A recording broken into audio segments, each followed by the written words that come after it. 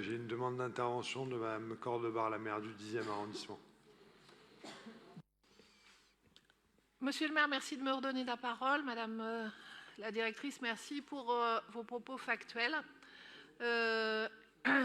Et je dirais apaisés sur le sujet, ce qui témoigne du travail collaboratif d'excellente qualité que nous faisons sur ces sujets de prévention des risques et de prévention de la délinquance tout autant. Comme maire d'arrondissement, je vais tâcher de faire en sorte que ce débat soit aussi utile que possible encore une fois.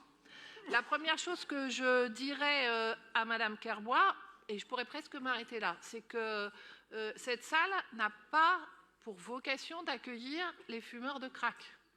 Donc ces deux sujets peuvent être disjoints immédiatement. Et d'ailleurs, il faudrait d'autres endroits pour accueillir les fumeurs de crack. Je partage en cela l'avis de l'IGAS. Le fait de ne pas être content des rapports successifs qui ont été faits et des résultats qu'elles ont ne veut pas dire que ces rapports puissent être pour autant disqualifiés, chers collègues. Et donc, quand on dit qu'il y a une baisse de la mortalité par surdose, qu'il y a réduction du passage des seringues, diminution de la transmission des maladies infectieuses, ce sont des faits. Donc, peut-être que ces rapports ne vous plaisent pas, mais ce sont des faits. Ils disent également, excusez du peu, que ce sont environ 11 millions d'euros de prise en charge médicale qui ont pu être évités grâce à la salle. Voilà, gardez-le dans un coin de votre tête.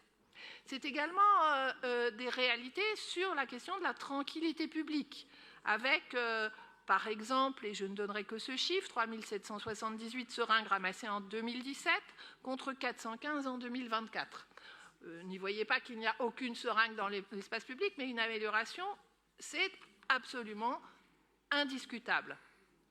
Ce vœu, à la fin, n'est donc, à mon sens, qu'un déni dramatique de la réalité.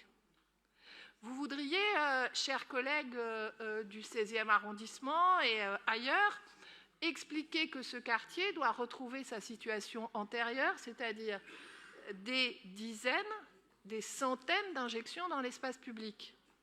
Je vous donne un autre chiffre, 500 000 injections ont eu lieu dans la salle depuis son ouverture.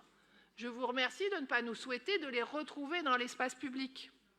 Quant à votre injonction à expliquer qu'il faudrait envoyer tous les toxicomanes en dehors de Paris dans des centres qui, hypothétiquement, leur permettraient de se sauver de manière magique, tous les professionnels de santé disent que ça n'est pas possible et qu'il faut aller s'occuper des personnes qui consomment de la drogue là où elles se trouvent pour commencer.